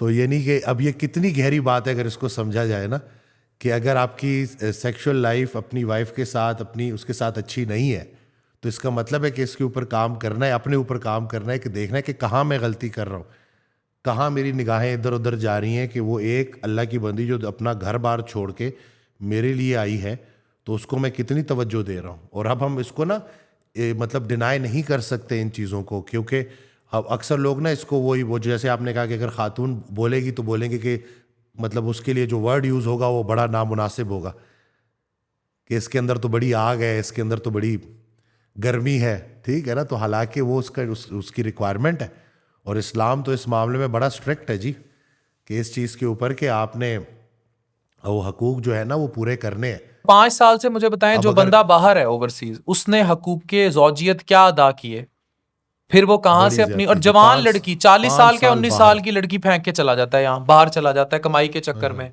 और जरूरियात क्या होती हैं, फलानी बहन की शादी करनी है, बाप का कर्जा उतारना है, घर बनवा के देना है। भाई वो उसकी जिम्मेदारी नहीं थी, ये आपने उस पर थोप दी, उसकी क्यों सारी जिंदगी तबाह कर दी। उसके बच्चे साइकोलॉजिकली बाप के बगैर जो बड़े हुए, इमोशनल कनेक्टिविटी नहीं रही, आपने सब बर्बाद कर दिया, सब तबाह कर दिया। मैं आपको बताऊं, मेरे पास ना अक्सर लोग आते हैं, वो कहते हैं हम नमाज पढ़ रहे हैं, कुरान पढ़ रहे हैं, लेकिन हम पे दुनियावी स्ट्रेस इतना ज्यादा है डॉक्टर वसीम, के हमें कल्ब का सुकून नहीं मिल रहा, मतलब we are not satisfied from inside. अब दुनिया को अगर आप पढ़ें तो दुनिया तो अल्लाह मियाँ ने आजमाइश बनाई है, औलाद भी आजमाइश बनाई है, नशेबो फराज हैं, यहाँ मुश्किलात हैं, मुसीबतें हैं, दुनिया तो सुकून की जगह है ही नहीं। नमाज कुरान आपकी स्पिरिचुअलिटी, आपके कल्ब को तो सुकून दे सकती है, लेकिन दुनिया की आजमाइशों को कम नहीं कर सकती। वो आपने उसको उसी तरह टेकअप करना है, आप उसे एक्सेप्ट करें बिल्कुल। और स्पिरिचुअलिटी को इतना ग्रो कर लें कि वो आपके नफ्स के जिन को काबू कर ले। आपकी कुव्वत बर्दाश्त बढ़ जाए, आपका दिफा स्ट्रांग हो जाए। जैसे आपने बात की, बिल्कुल एक स्कॉलर का मुझे जवाब बड़ा अच्छा लगा कि किसी ने उनसे पूछा कि मैं नमाज पढ़ता हूँ, कुरान पढ़ता हूँ, तो मुझे सुकून नहीं मिलता, मुझे घबराहट होती है। तो उन्होंने जवाब दिया कि तुम्हें किसने कहा है कि तुम्हें नमाज पढ़ने से और कुरान पढ़ने से सुकून मिलेगा? ये तो तुम्हारा सुकून उड़ाने के लिए, क्योंकि ये तुम्हें आखिरत की तरफ फोकस कर रहा है कि एक दिन आने वाला है जहां तुमने पेश होना है अल्लाह के सामने और जवाब देना है अपनी ज़िंदगी के बारे में। तो तुम ये कैसे सोच लिया कि तुम बिल्कुल बेफिक्र हो जाओगे? तुम जिसको सुकून का नाम दे रहे हो वो बेफिक्री है। तुम्हारी फिक्रें ख़त्म नहीं हो सकती। जितना तुम कुरान पढ़ोगे उस तर्जुमे के साथ उतनी तुम्हारी फिक्र और परेशानी बढ़ेगी कि ये 60 साल की ज़िंदगी नहीं है। या तो होती ना कि गाजर मूली की तरह आए, कट गए और बात ख़त्म हो गई। नहीं, इसके बाद हम एक दिन अल्लाह के सामने रूबरू होंगे और हमने जवाब देना है। तो जब भी तुम नमाज पढ़ोगे या कुरान पढ़ोगे तो तुम्हारी याद दहानी होगी कि एक दिन तुमसे सवाल जवाब होगा। तो तुम्हारा टेंशन में आना और तुम्हारी सुकून का उड़ना और तुम्हारा घबराना ये फितरी बात है। तो लोगों को तो ये भी नहीं पता, लोग समझ रहे होते हैं कि दुनियावी उससे निकल के ना कि बस प्रॉब्लम्स ख़त्म हो जाएंगे। अल्लाह ने आजमाइश के लिए ये दुनिया बनाई है और इसमें आजमाएगा वो भूख से और खौफ से और इरादों के टूटने से। ये सारी चीज़ें सामने हैं और इनको जो बंदा एक्सेप्ट कर लेगा मेंटली कि ओके मैं इस लाइफ में आया हूँ और मेरे ऊपर जिम्मेदारियां हैं और मैंने अपनी जिम्मेदारियों से भागना नहीं है, तो ये इस चीज़ को ऊपर बिल्कुल आप जो कह रहे हैं बिल्कुल सही है। आपने एक दफा बड़ी प्यारी बात की थी कि गाफिल की आंख तब खुलती है जब वो बंद होने वाली होती। जब बंद होने वाला, बिल्कुल ये हज़रत वासिफ अली वासिफ रहमतुल्लाह का फिक्र है जी, बिल्कुल। मेरे पास ना एक खातून आई, उन्हें क्रॉनिक डिप्रेशन थी और वो अपना किस्सा सुनाने लगी। ऐसा ही रिलेटेड मैंने एक और खातून, वो सुनील मंच साहब के साथ होती हैं, तो उन्होंने पॉडकास्ट में भी सिमिलर यही बात की। डिप्रेशन में गई तो उनके घर वाले ना उनको ये मशवरा देने लग गए कि वो नमाज पढ़ें और कुरान पढ़ें। अच्छा, मैंने ज़ाती तौर पर सूरत रहमान से अपनी डिप्रेशन के लिए, आप पे भी ये फेजेस आती होंगी, बड़ी एलमेंट ली है। लेकिन मैं आज लोगों को बताना चाहता हूँ और उन खवातीन को बताना चाहता हूँ जो अपनी हार्मोनल इम्बैलेंसेस, अपने साथ होने वाली माशरती जुल्म, यानी मर्द बाहर इन्वॉल्व है या वो इतना ज़्यादा इन्वॉल्व है कि ना वो उनके हकूक पूरे कर रहा है जिनसी, ना वो बच्चे देख रहा है और मार रहा है, धाड़ रहा है और डिप्रेशन का शिकार है, तो वो बस मुसल्ले पे पड़ी है और कुरान पढ़ रही है। पढ़ना चाहिए, उससे उसको सुकून मिलेगा, ईज आउट होगी। लेकिन जो उसके साथ हो रहा है और जिसकी वजह से वो डिप्रेशन में जा रही है, वो उसका इलाज नहीं है। डिप्रेशन उसी तरह बीमारी है जिस तरह डायबिटीज, ब्लड प्रेशर और कैंसर की बिल्कुल बीमारी। सही, इट इज बिल्कुल एन सही। Element of your mental health. 4 health हैं, मेंटल है, आपकी फिजिकल है जिस्मानी, सेक्सुअल है जिनसी, उसी के साथ रिप्रोडक्टिव है लेकिन इनको अलग रखा करें, और आपकी स्पिरिचुअल हेल्थ है। तो आपकी स्पिरिचुअल हेल्थ आपको सुकून दे सकती है, आपका ईमान मजबूत कर सकती है, दैट इज वेरी गुड। लेकिन अनलेस अनटिल आप जब तक उस सोर्स ऑफ सेप्सिस को रिमूव नहीं करेंगी, वो आपका कोई भी, चाहे आपका वो इरिटेटिंग पार्टनर है, उसका बुरा रवैया है, उसका जानवर होना है, उसके घर वालों का जानवर होना है, या उसका जुल्म करना है, या आपको कोई भी और चीज तंग कर रही है, और जब तक आप सपोर्ट नहीं लेंगी, अपने ऑक्सीटोसिन हार्मोन को इनहांस नहीं करेंगी, जब तक कोई प्यारा, और वो प्यारा कोई बाहर दूसरा मर्द नहीं होना चाहिए, वो और मुसीबत में डालेगा, जब तक आपको कोई सपोर्ट नहीं मिलेगी, कोई आपके साथ कोई भाई, कोई बहन, कोई माँ बाप, आपके कोई करीबी दोस्त आके खड़ा नहीं होगा, जो आपका वो दोस्त है जो वाकई आपको उस सोल्यूशन से निकालने आया है, उस डिप्रेशन से निकालने आया है, और जब तक आप उसकी किसी डॉक्टर से या साइकोलॉजिस्ट से, साइकेट्रिस्ट या किसी भी डॉक्टर से उसकी प्रॉपर कंसल्टेशन लेकर अपने उस इम्बैलेंस को सेट नहीं करेंगी, तब आप लाख नमाजें पढ़ लें, लाख आप कुरान पढ़ लें, आप उस आपकी स्पिरिचुअल वेलबींग तो बेहतर हो सकती है, आपकी अल्लाह से कनेक्टिविटी तो बेहतर हो सकती है, लेकिन जो आपका कैंसर है, ये बिल्कुल ऐसे है जिसको आखिरी स्टेज का कैंसर और वो दम दरूद करने चला जाए। आप जब तक उस डिप्रेशन को एड्रेस नहीं करेंगी और उस सोर्स को एड्रेस नहीं करेंगी, फिर आप पूरी रात भी पढ़ी हैं नमाज में, तो आपका अल्लाह से कनेक्शन बेहतर होगा, आपका ईमान स्ट्रांग जरूर होगा, लेकिन आप आउट तभी होंगी जब आप उसको एड्रेस करेंगी, बाकी सारे वाकयात भी ठीक करके। हेल्प सीख करनी है ऐसे ही जो है, बस सिर्फ जैसे आपने कहा ना कि मेंटल हेल्थ, स्पिरिचुअल हेल्थ, मतलब ये डिफरेंट पार्ट्स हैं। इन सारी चीज़ों को प्रॉपर तरीके से एड्रेस करना किसी भी बीमारी से निकलने के लिए ज़रूरी है। डिप्रेशन में हम भी बिल्कुल, एंजाइटी डिप्रेशन आप भी गुजरे हैं, मैं भी गुजरा हूँ। अभी भी मुझे कई साल में एक दफ़ा वो फेज़ आता है, लेकिन अब मुझे पता है कि उसको कैसे, उसके साथ कोप अप करना है, उसको कैसे मैनेज करना है। तो बैठे नहीं रहना जैसे पहले हो जाता था कि बंदा बिल्कुल ही होपलेस हो जाए और एक जगह पे रुक जाए ना। तो ये है कि लोगों को वो टेक्निक्स, वो चीज़ें पता होनी चाहिए। सबसे पहले तो ये मानना कि ये बीमारी है, डिनाइल से तो निकले ना। अक्सर मैं आजकल वो वीडियो देख रहा होता हूँ, मोटिवेशनल स्पीकर कह रहे होते हैं कि मुसलमान को डिप्रेशन नहीं हो सकता। ओ भाई, क्यों नहीं हो सकता? ये बिल्कुल जैसे डायबिटीज़ है, जैसे बाकी बीमारी है, वैसे ये भी बीमारी है। खुदा के लिए इसकी उस समझे कि ये कितना सेंसिटिव मैटर है जिसको आप बगैर किसी तहकीक के छेड़ रहे हैं। डिप्रेशन में सेल्फ हार्म आता है और उसकी इंतहाई शक्ल सुसाइड है। एक इंसान अपनी वो प्यारी ज़िंदगी ख़त्म कर देता है अपने हाथों। तो जैसे ये आपने बड़ी प्यारी बात की कि लोगों को ये समझ लगे कि भाई ठीक है, नमाज़ें पढ़नी है, कुरान पढ़ना है, लेकिन साथ साथ जो बाकी पहलू हैं जिनके ऊपर काम करना है, आपकी सोशल सपोर्ट का होना, आपके किसी प्यारे भाई बहन का, आपके वालदैन का आपके साथ होना, किसी अच्छे साइकोलॉजिस्ट से आपका राब्ता होना, कि आप उस बीमारी से निकलने के लिए कोशिश कर रहे हो, कि आपको वो अल्फाज मिल रहे हैं आपके कानों को जो मिलने चाहिए ताकि आपकी ज़िंदगी में आसानी है। तो बिल्कुल ऐसी है जी। लोगों को तो ये आइडिया ही नहीं है कि बीमारी को कैसे फेस करना है। डॉक्टर वसीम, आज ना मुझे मेरी टीम ने एक ईमेल भेजी। उस ईमेल में ये था कि खातून है और उनके जो हस्बैंड थे वो जर्मनी, मतलब बाहर के रिश्ते के लालच में, खातून की पहली शादी यहाँ कामयाब नहीं हुई थी, बच्चा नहीं था। उन्होंने 28-29 साल की डॉक्टर खातून को एफसीपीएस की ट्रेनिंग छुड़वा के उसको जर्मनी भेज दिया बाहर, यहाँ मुआशरे के तानों से बचने के लिए भी, और बाहर सेटल हो जाए तो लड़की बड़ी खुश रहेगी। अब शौहर की तो उसकी शादी दूसरी थी, उसके पहले बच्चे भी थे, लेकिन उस खातून ने डिटेल में वो मैसेज लिखा हो कि जो मेरा शौहर है वो इरेक्टाइल डिसफंक्शन का शिकार है, यानी वो हक़ ज़ौजियत पूरे नहीं कर सकता, और मैं अभी 28-30 साल की हूँ और मेरी पूरी आगे ज़िंदगी पड़ी है। यहाँ तक तो उसका मामला ठीक है। कहती है अब जर्मनी में, अब उसको जो डिसफंक्शन है मैं बताता चलूँ कि उसको किसी क्रॉनिक बीमारी की वजह से था। अब ना ही ये कमज़ोर पिच के गाल और शबाब क्लिनिक और ये लिख के उसको बिल्कुल फिजिकल एलिमेंट को रिलेट ना करें। ना ही, मैंने आपको फिर कहूंगा बार बार, चाहे पॉर्न है चाहे मास्टरबेशन है, ये मेंटली तो साइकोलॉजिकली तो आपकी चीजें एक तरफ ले जा सकती है, फिजिकली या जिस्मानी तौर पर इसका नुकसान उस तरह नहीं है जिस तरह आपको बताया जाता है। लेकिन अगेन उसका बेस्ट हल शरीयत है, आपकी शादी है, आपकी बाकी चीजें हैं। लेकिन इस चीज को समझने की कोशिश करें ये जवान बच्चे कि ये पिचके गाल, कमजोरी, इसका रिलेशनशिप किसी तौर भी इन चीजों से नहीं है, इसका फिजिकल नुकसान नहीं है। हाँ, साइकोलॉजिकली आप बहुत ज्यादा जो है ना हिजान का शिकार हो सकते हैं, फिजिकली इसका नुकसान नहीं है। एनीवेज, फिर वो खातून डॉक्टर वसीम ये बताने लगी कि अब मेरी तो आगे पूरी जिंदगी पड़ी है, अब मेरी फैमिली मुझे फोर्स कर रही है कि क्योंकि वो हक़ ज़ौजियत अता नहीं कर सकता, अब आईवीएफ वो करवाने लगे हैं जर्मनी से, और मुझे अब वहां मैं बच्चा उसके साथ पैदा करूंगी। ठीक है, मैं पैदा कर लूंगी, जो मेरी आगे की पूरी जिंदगी है जिसमें वो मेरे हकूक़ ज़ौजियत पूरे नहीं कर सकता, मैं वो कैसे गुजारूं। अब मुझे खुशी इस बात की हुई कि कम अज कम खातून को किसी लेवल पे ये अवेयरनेस तो है कि दिस इज हर राइट।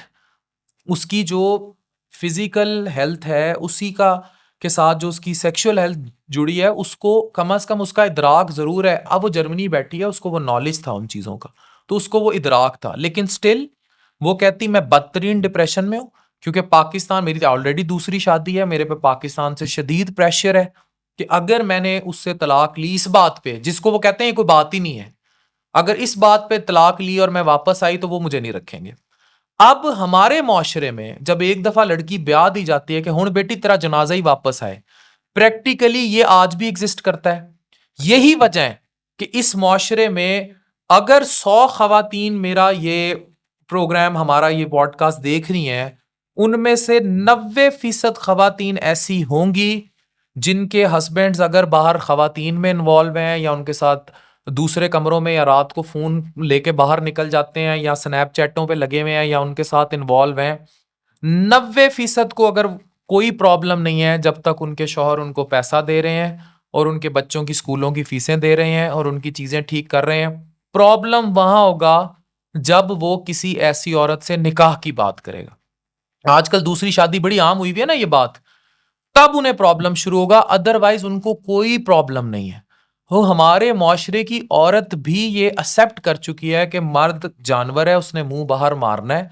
और आजकल के मुआशरे की जरूरत है, जितनी ये फैल चुकी है ये सारी ये सब कुछ, ये इंस्टा और ये सब कुछ रीलें और ये लड़कियां, आप ये देखिए राह यूं रील सामने आ जाएगी आपके, तो वो बाज रह ही नहीं सकता। यही वजह है। और एक मैं आखिरी बात जरूर करूंगा, वेस्ट से आया ना ये, वेस्ट में तो डॉक्टर वसीम क्लब्स हैं, बार्स हैं, पब्स हैं, वो रात को डांस करते हैं, लड़कियां लिविंग रिलेशनशिप हैं, सारा कुछ कर लेते हैं।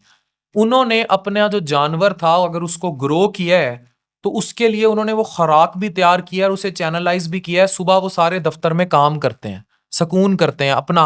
उस टाइम वो ना लड़की को हरासगी की करेंगे, वहां लड़की उनके सामने निक्कर में भी फिर रही है तो वो नहीं देखेंगे। हमारे बाजारों में वो 100 बुरकों में भी आ जाएगी तो देखेंगे। क्यों? क्योंकि हमने वेस्ट से हिजान तो ले लिया है, हमने समंदर तो सारा अपनी तरफ डाइवर्ट कर लिया है, लेकिन हमने उस हिजान का जो कंट्रोल रूम था, उसका वेंट था, वो चैनलाइज नहीं किया। इस्लाम में कहते हैं जी उसकी चैनलाइजेशन थी कि 4 शादियां कर ली जाती। लेकिन आजकल के डिजिटल दौर में यह सवाल उठता है कि 4 तो बैक वक्त शादियों की इजाजत है। अब कैसे एक बंदा जिससे 2 वक्त की रोटी पूरी नहीं हो रही और जो इतना ज्यादा सेक्सुअल कंटेंट देख रहा है, वो उस सारे हिजान को चैनलाइज करेगा? वो नहीं करेगा। यही वजह है कि मुआशरे में 1.5 साल की बच्ची का भी रेप हो रहा है, 6 महीने की बच्ची का भी रेप हो रहा है, बच्चों के रेप हो रहे हैं। एड्स पाकिस्तान में फैल रहा है, ठीक है। ट्रांसजेंडर जो है 500 हजार रुपए के लिए अवेलेबल है, और हर किस्म की उस वैरायटी का सेक्स जो आप पॉर्न में देखते हैं वो सब पाकिस्तान में अवेलेबल भी है, हो भी रहा है, और एस्कॉर्ट्स भी उसके लिए तैयार है। तो हमने चैनलाइज नहीं किया उस जानवर को, उस तरफ आपने उसको। और मेरे पास जी, मेरे पास जो दूसरी शादी वाले मस्कीन मर्द हजरात आ रहे हैं, उस दिन भी एक साहब आए तो उन्होंने एक बड़ी अजीब बात की, और मतलब बिल्कुल जैसे बंदा होपलेस नहीं होता, वो कहता है कि मैं अपनी मैयत के ऊपर ना बड़ा बड़ा पेपर उसके ऊपर मैं ये लिखवा के जाऊंगा कि अगर मेरे ख़ानदान में किसी ने दूसरी शादी की आगे जाके तो उसका मेरे खून से कोई ताल्लुक नहीं है। तो मैंने उससे पूछा कि क्या हुआ? कहते जी ज़िंदगी अजाब कर दी है, कि मैंने निकाह क्या किया है उसके बाद तो कहते हैं सोसाइटी की तरफ से कोई एक्सेप्टेंस नहीं है, और एक वर्ल्ड वॉर है जो चल पड़ी है। मैं घर से बाहर रहता हूँ, घर जाता हूँ तो मेरी रूह कांप जाती है कि मैं किधर आ गया हूँ। तो ये इसी तरह से एक और साहब थे, लोग जो कहते हैं ना कि शायद पैसा नहीं, वो बड़े वेल सेटल्ड है, और बड़े मेरे से जब भी मिलते थे तो बड़े मोटिवेटेड और बड़ा पॉजिटिव बोलते थे, लेकिन कुछ अर्सा पहले मिले तो टूट चुके। तो कहते हैं कि डॉक्टर वसीम बस मौत का इंतज़ार कर रहा हूँ, फिर देखूंगा कि मेरे मरने के बाद जायदाद के ऊपर क्या लड़ाई होती है। यानी कि लोग वो अब तो वो बाप तो रहा ही नहीं ना, शोहर तो रहा ही नहीं, अब वो 2 हिस्सों में बट गया है, और वो एक जो है वो बच्चों को पटिया पढ़ा रही है, जो दूसरी नई है वो पहली के ख़िलाफ़ बात कर रही है, और इसी के बीच में जो सोसाइटी है वो खूब मज़े ले रही है, वो दोनों को सही भरपूर तरीके से लड़ा रही है। तो वो जो ठीक है शादी की तरफ दूसरी शादी तीसरी चौथी, लेकिन उसका जो नतीजा निकलता है ना वो बड़ा ख़तरनाक होता है। ये जो मुफ्ती तारिक मसूद साहब हैं, इनसे कभी कभी बैठा तो मैं उनको ये बोलूँगा कि आप मशवरा तो दे देते, लेकिन जो आफ्टर शॉक्स हैं उसके मुतल्लिक भी ज़रा बताया करें ना, बल्कि ज़्यादा बताया करें कि वो बेचारा जो बातों में आके कर तो लेता है और उसके साथ फिर होता क्या, वो फिर अपनी मौत का इंतज़ार कर रहा होता है। यानी कि इसमें कोई बुराई नहीं है, लेकिन पता नहीं सोसाइटी को क्या हो गया है कि वो वही ख़वातीन जो है हराम रिश्तों को तो जो है बिल्कुल कबूल करेगी, उसको पता होगा कि ये क्या गंद मचा रहा है, लेकिन जैसी वो निकाह की बात करेगी तो उधर ही जी लड़ाई शुरू हो जाएगी कि नहीं भाई लड़ाई, ये जो है निकाह जो है इसकी गुंजाइश नहीं है, इस पे हमारी लड़ाई है, निकाह के अलावा कोई बात करो। ये आप भी देखते रहते ये होंगे। डॉक्टर वसीम मुफ्ती तारिक मसूद साहब ने बड़े आराम से 4 शादियों की बात की। इवन उन्होंने एक पॉडकास्ट में तो यहाँ तक कहा कि नहीं करने देती तो क्या है, करके उसे बता दो जो उखाड़ना है उखाड़ ले। फिर वो जो उखाड़ती है ना वो फिर लग पता जाता है कि भाई जो करना है कर ले अब, वो फिर सब कुछ उखाड़ खाल के उतार फेंक देती देती है। है जी। मैंने दूसरी शादी किए मर्द को हमेशा डिप्रेशन में देखा है, और वो मर्द जो जॉनी सिंस जैसी जिंदगी गुजारता है ना, जो प्ले बॉय होता है, मैंने उसे बड़ा खुश देखा है। उसकी रीजन ये है कि उसकी बीवी भी खुश होती है। इकरारुल हसन साहब शायद पूरे पाकिस्तान में वो वाहिद मिसाल होंगे जो 3 शादियां की, तीनों खवातीन को बिजनेस में लेकर आई। मेरे तो बड़े अच्छे दोस्त भी हैं और तीनों को खुश रखा हुआ है और तीनों ही उनके बारे में अच्छा बोलती हैं। अदरवाइज दूसरी शादी कोई बड़ी अट्रैक्टिव ऑप्शन नहीं है। और इसकी वजह से अमानुल्लाह साहब तो चीखते थे इस बात पे कि कभी भी जिंदगी में जब आप ये कर लेते हैं, इस्लाम उसकी इजाजत देता है, सवाल ये है मुआशरा देता है। और इस्लाम ठीक है आप करें इम्प्लीमेंट, लेकिन हमारा जो मुआशरा आपने उसको इतना, दीन से दूरी यही तो है। आपका मुआशरा ही अगर उस चीज को एक्सेप्ट नहीं करता सोशली, और उसको देखेंगे भी फिर, इवन मैं कहता हूं जितना मर्जी नमाजी परहेजी परहेजगार हो ना, उस मर्द को बाकी खवातीन भी ऐसे देखेंगी, इधर नाल ना मिला करो, दो दो वोटियां हैं, इसने दूसरी शादी, कहीं हमारा मर्द ना उस जैसा हो जाए। वो उसको बिल्कुल एक्सेप्ट ही बिल्कुल ऐसे कहीं उस करती हैं कि जनाब, और यही उनको पता लगे, शौहर खुद जाके बता रहा हो कि भाई वही यही जो आईडी कार्ड वाला मेरा दोस्त था, इसका किस्सा मैंने बेगम को सुनाया, तो बेगम ने तो कभी नहीं कहा इस आईडी कार्ड वाले दोस्त को छोड़ दे। हाँ, किसी की दूसरी शादी हो तो जरूर इसकी आईब्रो रेज हो जाएगी कि भाई इसने तो दो दो शादियां बिल्कुल की हुई हैं इसके खतरा, दोस्त ने। हाँ खतरा सूंघ लिया जाएगा ना कि जी यहाँ पे खतरा है, जी, कि कहीं हमारे वाले को भी पटिया पड़ा के ना अपने जैसा ना कर दे। Exactly exactly। तो हमारे यहाँ दूसरी शादी किए मर्द की कभी भी मुआशरा इज्जत नहीं करता, और वो उसको यही समझता है कि भाई ये बंदा बहुत ही कोई सेक्सुअली चार्ज अरबी किस्म का मर्द है, और ये जो है इसका हिजान काबू में नहीं है, इससे अपने घर की बच्चियां भी दूर रखो, इसके हाय सामने ना हाय हाय आए। हाय। उसको इज्जत नहीं देता। बिल्कुल सही, ये जो भी आपने कहा ना कि बिल्कुल यही सोसाइटी की तरफ से आता है कि जैसे पता नहीं शायद एक पे ये राजी नहीं था, एक से इसका गुजारा नहीं हो रहा था, पता नहीं कौन सा इसने कोई अब सेक्सुअल डिजायर का जिन अपने अंदर रखा सांड हुआ है, है कि ये दूसरी की तरफ गया और काबू में नहीं है। सांड, और तीसरी की तरफ गया, चौथी की तरफ गया।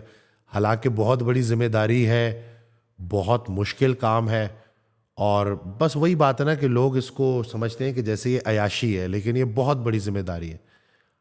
आजकल के इस दौर में अगर किसी ने गलत रास्ते का इंतखाब करना है तो उसके लिए क्या मुश्किल है। कोई मुश्किल उसको नहीं। पता है कि कोई आवे का आवे ही बिगड़ा हुआ है, बल्कि वो तो बड़े फखर से बताएगा कि देखो भाई मेरी कितनी दोस्तें हैं, मैं कितना कोई जो है सुपरमैन हूँ, या कितनी जो मेरे ताल्लुकात हैं, और मैं कितना घूमता फिरता हूँ, और मैं कितना चिल करता हूँ, और बाकी लोग भी उसको देख के इंस्पायर ही होंगे कि भाई वाकई देखो भाई लाइफ है तो इसकी है। लेकिन वही बंदा अगर निकाह कर ले, दो दो तीन तीन चार चार निकाह कर ले, और फिर देखेंगे लोग उसको किस निगाह से देखते हैं। डॉक्टर वसीम, आज का जो मर्द है ना, वो जिम्मेदारी लेने को तैयार नहीं है, वो ओनरशिप नहीं ले रहा। यही वजह है कि 35 साल से ऊपर 1 करोड़ पाकिस्तानी खवातीन आज घर में बैठी हैं। वो उनको ओन नहीं कर रहा। वो अपनी जिस्मानी जरूरत के लिए तो उनसे मुंसलिक है, लेकिन वो उनको पूरा जो निकाह की एक जिम्मेदारी है, निकाह इज अ बिग जिम्मेदारी, वो उसे ओन करने को तैयार नहीं है। और इसी वजह से पाकिस्तान में अब एस्कॉर्टिज्म, पाकिस्तान में प्रोस्टिट्यूटिज्म, पाकिस्तान में sugar daddy culture, mummy daddy, ये शुगर मॉमी कल्चर, ये इतना आम हो चुका है। इस्लामाबाद लाहौर के फ्लैट भरे पड़े हैं। फ्लैट्स में बेतहाशा ये काम हो रहा है, डांस पार्टी, पिल पार्टी, हद से ज्यादा पिल्स यूज हो रही हैं। डांस कल्चर कॉमन है इस्लामाबाद के फ्लैट्स में, अपार्टमेंट्स में, और ये इतना आम हो चुका है हर तरफ। इवन छोटे शहरों, देहातों, गांव में अब ये चीज घुस चुकी है, बंद कमरों में चीज घुस चुकी है। और उसकी प्राइमरी वजह यही है कि हमारे माशरे का मर्द किसी तौर, वो अपनी पहली बीवी की जो निकाह में है उसकी जिम्मेदारी उठाने को तैयार नहीं है। तो जिस दूसरी से उसको अयाशी मिल रही है, वही बात कि आपने उसका रोजा जो है 12-18 घंटे का, आपने उसे रूह अफ़ज़े पेश कर कर जो है वो खत्म करा दी है, उसकी वो पूरी कर दी है अपने से डिजायर, तो वो आपसे क्यों निकाह करेगा। तो इतना इजीली अब सब अवेलेबल है। मैं तो ये बात फिर रिपीट करूंगा कि 30 साल पहले अगर मर्द का हिसाब हो और 30 आज के दौर के मर्द का हिसाब हो, तो आज के दौर के मर्द को थोड़ी बहुत रियायत ऊपर मिलनी चाहिए, क्योंकि उसने उस जमाने में रहकर जो है काम किए हैं। जब पहले वाला अगर शरीफ था ना, तो वो तो टेक्निकल शरीफ था, उस पर तो बाउंडिंग्स ही बहुत ज्यादा थी। आज वाला अगर शरीफ है ना तो इसका मतलब यही है कि आज वाला शरीफ है। बिल्कुल सही। हम ऐसे दौर में हैं कि गुनाह ना करना भी नेकी है। और बिल्कुल ये जितना इसको समझा जाए, जितना इसके ऊपर बात की जाए, उतना कम है। बार बार याद दहानी कि भाई ठीक है, वो वक्ती तो आपको मज़ा मिल जाता है, लेकिन आगे जाके कितनी जो फैमिली स्ट्रक्चर तबाह होता है, जो कि हो रहा है, बल्कि हो चुका है, काफ़ी हद तक हो चुका है। तो अभी भी जो वक्त बचा है, जो ज़िंदगी बची है, तो बंदा अगर इसको समझ ले और राह रास्त पे आ जाए और देख ले कि भाई इन चीज़ों में कामयाबी नहीं है। वक्ती जो है आराम तो है, वक्ती लज्जत तो है, लेकिन दायमी कामयाबी नहीं है। तो वो जो है अभी भी कुछ नहीं बिगड़ा। वो कहते हैं ना कि सच्चे दिल से तौबा जो है ना, वो बड़े से बड़ा गुनाह भी मिटा देती है। लेकिन वो यही है ना कि वो तौबा दिल से हो, कि जेनुअनली बंदा चाहे कि यार बस कर दो। वो जो बेचारी घर में बैठी है, मुझसे अक्सर लोग पूछते हैं ना कि क्या दूसरी शादी, मर्द दूसरी शादी कर सकता है? तो मैं कहता हूँ जो पाकिस्तानी मर्दों के हालात हैं ना, वो तो पहली के भी काबिल नहीं है। वो तो पहली की जिम्मेदारी नहीं उठा सकता, दूसरी तो दूर की बात है। या तो होना कि कोई ज़रा ज़बरदस्त किस्म का माचो मैन के एक को बड़ा खुश रखा हो, सारी उसकी ज़िम्मेदारी ले रहा है, बच्चों की ज़िम्मेदारी ले रहा है, शफीक बाप है, मोहब्बत करने वाला शोहर है, फिर उसके बाद बात करो। वो पहली के साथ जो उसका रवैया है, तो वो दूसरी के साथ भी वही करेगा, तीसरी के साथ भी। तो बड़ा काम करना है जी इसके ऊपर। लोगों को तो आइडिया ही नहीं है। डॉक्टर वसीम, बहुत सारे लोगों इस्लाम को में तो ना जैसे दूसरी शादी, तीसरी, चौथी का जो कॉन्सेप्ट है, उसमें सबसे इंपॉर्टेंट जो कॉन्सेप्ट है ना, वो इंसाफ करने का है, मुंसिफ होने का है। बिल्कुल और कोई भी इंसाफ पॉसिबल ही नहीं है आज के दौर में, जो महंगाई और बाकी हालात हैं, और जिस किस्म का मर्द वो 2 3 4 रख के भी बाहर मुंह मार रहा होगा। शादी के रिलेशनशिप में व्हाट आई लर्नड, औरत मर्द से जो सबसे प्राइमरी चीज चाहती है ना, वो एहतराम और इज्जत चाहती। तभी रिस्पेक्ट करती है, अगर बिल्कुल सही अरेंज बात है। मैरिज भी है ना, तो वो उसका मनपसंद शख्स होगा। या औरत आगे से इज्जत दे रही है तो वो उसकी मनपसंद औरत होगी। कोई सेक्सुअल लज्जत, चाहे वो जिस तरह मर्जी जाके मर्द को खुश करने की कोशिश करे, या मर्द औरत को खुश करने की कोशिश करे, कोई तोहफा, कोई महंगी गाड़ी, कोई कार, कोई महंगा जूता कपड़ा औरत को वो खुशी नहीं दे सकता जो मर्द का उसको इज्जत देना दे सकता है। आपको पता है कि वेस्ट बिल्कुल में सही। इज्जत और रिस्पेक्ट भी औरत को देना रोमांस के जुमरे में आता है। अगर आपने औरत को क्या बात। सिर्फ इतना कह दिया ना कि आपने आज कपड़े बहुत अच्छे पहने हुए हैं, ठीक है, ये रोमांस है, ये आपकी बेडरूम की लाइफ को अच्छा करेगा। अगर उसको आपने ये कह दिया है, बेशक खाना साड़ के ले आई है, कि तुम्हारे हाथों में जो लज्जत है वो मुझे मेरी माँ की याद दिलाती है, तुम खाना बहुत अच्छा बनाती हो, ये भी रोमांस है। ये भी आपको ज्यादा लज्जत देगा, आपकी लाइफ को सुखी करेगा, आप उसके मनपसंद शख्स बनेंगे। और मैं मान ही नहीं सकता कि अगर दो मियाँ बीवी एक दूसरे के मनपसंद हैं, और उस मनपसंद मर्द को वो मनपसंद औरत पसंद है, तो उनके जो घर की जिंदगी होगी उसमें वो अमन, सुकून, आश्ती होगी, वो घर ही जन्नत होगा। लेकिन उसके लिए सुभान अल्लाह, सबसे बिल्कुल सही। इंपॉर्टेंट ये है कि घर से गाली दूर कर दें, एहतराम घर में घुसा लें। जो आप रोडों पे चीखते चिल्लाते आते हैं, जो करते आते हैं, कभी भी उसको अपने घर में ना लेके जाएं। और अगर आपका बच्चा, आपका बेटा ये अब्यूज लेकर बड़ा हो गया और आपके घर में ऐसी बहू आ गई, तो आपके किए का आपका बच्चा भी बदला लेगा, और जिस औरत के साथ सारी जिंदगी हुआ है वो भी बदला लेगी, और फिर एक और टॉक्सिक औरत पैदा होगी और एक और टॉक्सिक बच्चा पैदा होगा, और ये ना खत्म होने वाला सिलसिला सब तबाह कर देगा। ये विशियस साइकिल चलता रहेगा। अभी 2 दिन पहले मैं हज़रत वासिफ़ अली वासिफ़ रहमतुल्लाह की ऑडियो सुन रहा था। उसमें उन्होंने बहुत बड़ी बात बहुत आसान तरीके से समझा दी कि वो मर्द जिसे अपनी बीवी में सिर्फ बुराइयां नज़र आ रही हैं, असल में उसको अपनी बुराइयां अपनी बीवी में नज़र आ रही हैं। अच्छे इंसान को अपनी बीवी अच्छी लगेगी, बुरे इंसान को अपनी बीवी बुरे लगेगी। तो ये जो रिस्पेक्ट वाला एलिमेंट है ना, कि घर में हमने रिस्पेक्ट देनी है, प्यार से बात करनी है, गाली नहीं देनी, डिसरिस्पेक्ट नहीं करनी। वो बेटा जो अपनी माँ को देख रहा होगा कि इसको गालियाँ पड़ रही हैं, ये परेशान है, तो वो आगे जाके इसी चीज़ को कंटिन्यू करेगा। मेरे पास एक शख्स आए, तो उन्होंने जब उनकी शादी हुई तो उनके जो वालिद साहब थे ना, वो उनकी यानी कि अपनी बहू को और उनकी वाइफ को बहुत बुरा भला कहते। और वो शख्स कहते हैं कि मैंने अपनी वालदा के साथ भी यही होते देखा था, तो मैंने अपनी बीवी को बिठाया और मैंने कहा कि वो अल्लाह की बंदी, जिस इंसान ने अपनी बीवी की इज़्ज़त नहीं की वो मेरी बीवी की क्या इज़्ज़त करेगा। बस गुजारा कर, ये मेरा बाप है, इसके साथ गुजारा कर, एक साथ रह रहे, तो बस इसकी बातों को ज़्यादा अपने ऊपर हावी ना किया कर, क्योंकि मैंने इसको आज तक औरत की इज़्ज़त करते नहीं देखा। तो अगर तुम ये तवक्को कर रही हो कि तुम्हारी इज़्ज़त करेगा तो ऐसी तवक्को ना ही रखो। तो कहते उसे बात समझ लग गई कि ठीक है। तो ये नहीं कि वो कब से चीज़ें चली आ रही होती हैं और वो आगे कंटिन्यू होती हैं, लेकिन कभी तो ये चीज़ रुकनी होगी ना, कभी तो इस चीज़ को रोकना होगा। इस्लाह करनी है कि नहीं करनी, अपने आप को ठीक करना है कि नहीं करना, कोई जानवर और इंसान में कोई फ़र्क तो होना चाहिए ना।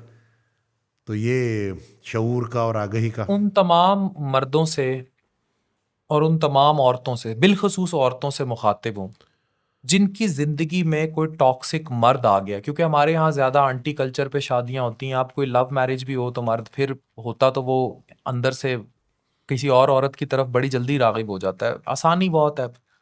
तो अगर औरत की ज़िंदगी में कोई ऐसा मर्द आ गया ना, तो वो उससे बदला ले। बदला क्या ले कि वो उसकी औलाद को, उसके बेटे को उस जैसा ना बनाए, वो फिल्टर लगाए, सुभान अल्लाह। वो उसके किए जुल्म को अपने बच्चे के अंदर ना जाने दे। और जब उसके घर बहू आए तो वो उसको इज्जत दे, और वो अपने बुढ़ापे में अपनी बहू की जवानी उस तरह जिए जैसे वो खुद उस घर में जवान बहू रहना चाहती थी। और अगर उसने ये फिल्टर ब्यूटीफुल, लगा दिया, वाह। उस औरत ने, और हर औरत ने ऐसा फिल्टर लगा दिया, तो आप देखें हमारा मुआशरा चेंज कैसे होगा। ये मेरी तमाम सुभान औरतों अल्लाह। से इल्तिजा भी है कि अगर कोई टॉक्सिक मर्द उनकी जिंदगी में आया है तो वो उसके उस बुढ़ापे का इंतजार करें जब उनको वो अपना परवान किया तरबियत याफ्ता बेटा दिखा सकें और वो इज्जत दे सकें जो इज्जत उसको उस घर में नहीं मिली। फिर देखें वो बुढ़ापे में तड़पेगा, सामने माफिया मांगेगा कि मैंने तुम पे जुल्म किया था लेकिन तुमने मेरा बेटा फरिश्ता बनाया। आय हाय हाय। वो ना सही लेकिन उनकी आने वाली नस्ल सही। और यही इस्लाम सिखाता है जी। वो जो सदका जारिया का कॉन्सेप्ट है कि औलाद सदका जारिया है, तो वो अगर ये इस चीज़ को समझ जाए खातून के, उस पूरी पैटर्न को रिपीट नहीं करना। और अभी वो जो आपने बड़ी प्यारी बात की कि अपनी बहू में अपनी ज़िंदगी देखे और उसकी जवानी में अपने उस वक्त को देखे, वो महरूमियाँ जिस महरूमियों से वो खुद गुजरी अब उसको ना गुजरने दे। और बेहतरीन इंसान की तो निशानी यही है कि खुद गुजार जाता है, दूसरे को बचा जाता है कि चलो मुझ पे तो जो गुजर गई सो गुजर गई, अब मैं कोशिश करूँगा कि दूसरा कोई इंसान इस तकलीफ़ से ना गुजरे। तो बहुत खूबसूरत जी। ऐसी अगर ये बात समझ लग जाए तो आने वाले 20-30 सालों में रिपोर्ट जो निकल रही होगी वो बड़ी अच्छी निकल रही होगी इंशाल्लाह। जज़ाकल्लाह खैर डॉक्टर अफ़ान। मैं उम्मीद करता हूँ कि इस पॉडकास्ट से भी लोगों को बड़ा कुछ सीखने को मिलेगा और लोगों की ज़िंदगी में आसानी आएगी। चैनल सब्सक्राइब करना ना भूलिएगा, दुआओं में याद रखिएगा, अपना बहुत ख्याल रखिएगा। अल्लाह हाफ़िज़।